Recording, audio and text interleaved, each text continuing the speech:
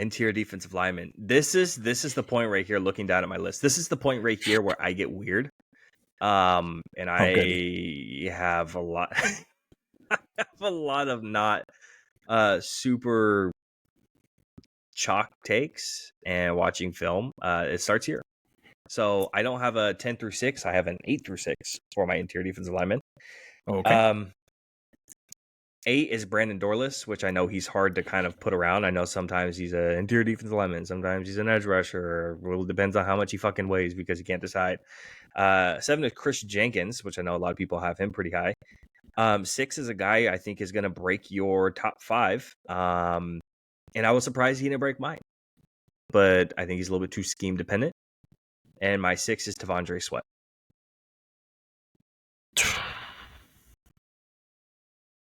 Okay. Who's your 5? DUI notwithstanding. What? Didn't he just get a DUI? Yeah, he did. Falling down the draft boards. It was like that before, I promise. Number 5 is the guy from Clemson. I'm not going to say his name. You can. Rook Orohoro. Orohoro. Yeah. There you go. This is where it gets weird, right? That's what I said. Do you have him? Rook's my 3.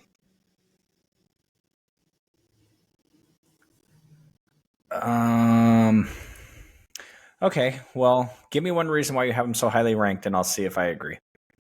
Super strong. He can line up anywhere. On the defensive line. Truly anywhere on the defensive line. Yeah, he's nose tackle, 3 tech, 5 tech, whatever you want him to be. Yes. I think he has really good upper body strength. If he could gain a little bit more on his lower body strength without losing his athleticism, because I think he relies a little bit too much on it.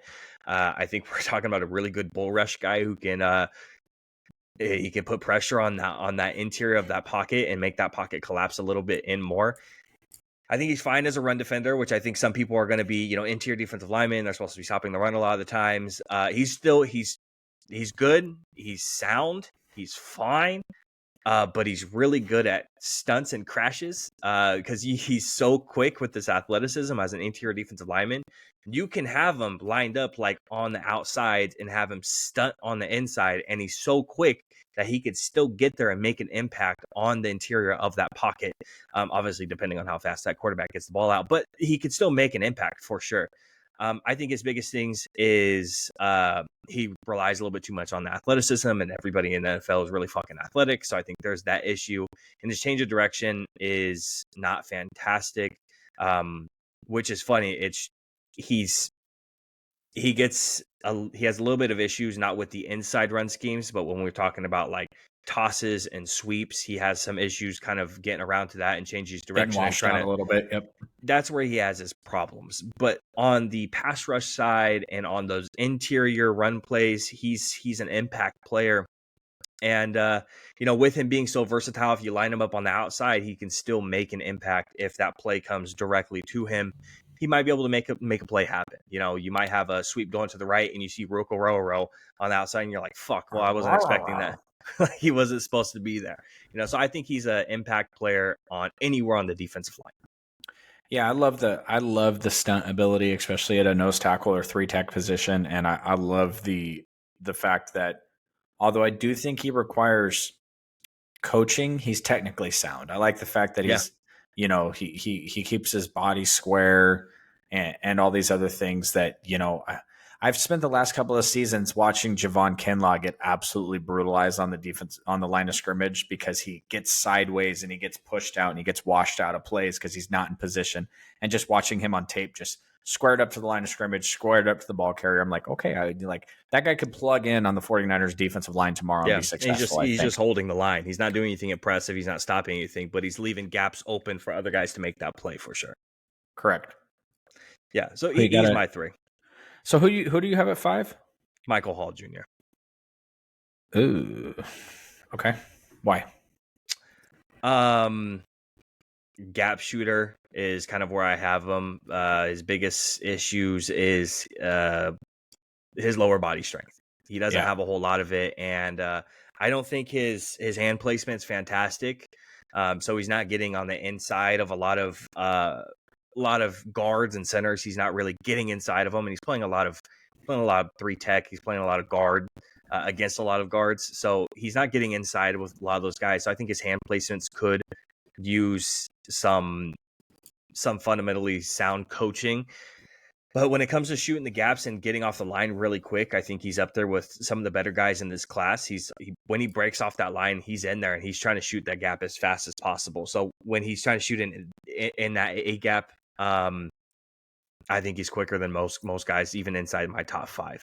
So he's good. His moves are not fantastic. He does like weird, like hop step type deals. It's like he's trying to shake off the guards. But if he could get some more leg power and really drive into the guards, I think he's a scheme situational pass rushing interior defensive lineman. Tavondre Sweat's my 6 and he could be my 5 if you want to place him as he's only a run stopping interior defensive lineman. That's where I sit him.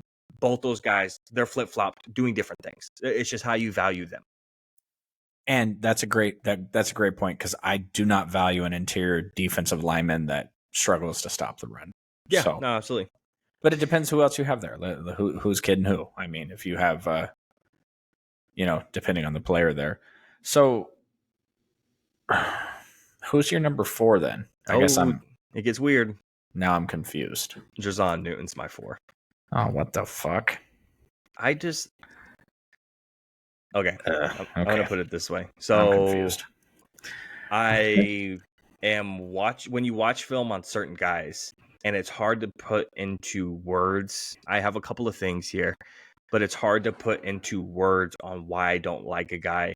When I'm watching him, I just don't see it. I don't see what the hype is about him being number 1 or 2 on guys' boards. I don't see it. I see a lot of great things out of Rook and my 2 and my 1. I think we probably have the same 1, but my 2 and my 1 and my 3, I think those guys are a lot of scheme versatile guys who can play all over the line and who do a lot. But when it comes to Jerzon, it feels like he's a shorter, fat guy running around out there that I'm not sure what he's kind of doing. I'm really confused on what he's doing. Like he's not fast. He's not quick off the line. He holds the line well, but it's just he has a great motor. His feet's always moving. He's like Max Crosby, bro. He's not going to give up on the play. He's going to make make impact plays in the NFL because he does not give up on the play, and he never stops. Sure, absolutely. But I also I think it's what some of the guys at 3 and 2 could be, and 1 what he is where I'm putting why I put him at 4. I just think that all of the good things that he's good at, you can't coach. And sure. I think that coaches all over the league would take the things that he's good at in every single NFL player. Like the motor, he never stops. He just continues on. And I think Jerzon Newton, for me, he's just a massive lack of flash. And I think that's why people struggle with him. It could be.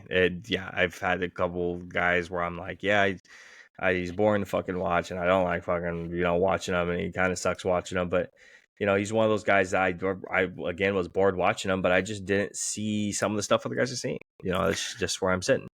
So I have him at 2, so we're kind of different there.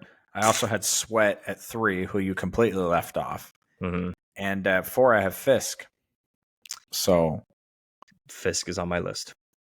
You put Fisk at 2? I put Fisk at 2. Okay. I mean, hey, I don't hate it. I really like Fisk. Yeah.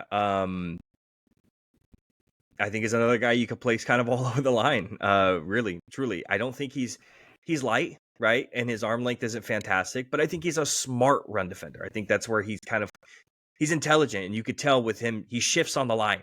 He shifts on where he thinks the scheme is going to end up going towards, and he ends up making a play, not because of his athleticism, which is fantastic, not because of how big he is or strong he is holding the line, but because he's smart enough to put himself in the position to make a play. I think that's what separates him on the run defending.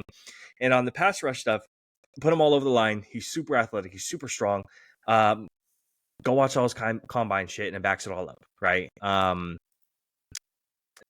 I don't double the one thing like you see about combine stuff is you don't double things you already know. If you know Braden Fisk is already athletic, you don't double that athleticism because you see it again. And I don't think that's happening here. I really like Fisk a lot. And again, I like Rook a lot at 3. It's nothing against Jerzon Newton. It's just I like those 3, 2, and again the one guy a lot more. I don't think Johnny Newton's gonna be a bad player. But our one's the same, right? Yeah, Murphy, he's one of the few we've talked about that's a 3-down player. He's effective against the run. He's effective against the pass. He's pretty good at everything. I think all 4. I think those top 4 guys are that I mentioned are 4-down, 3-down players. I think all 3 of them are for me. Byron, Fisk, Rook, and Johnny. I think all those guys are.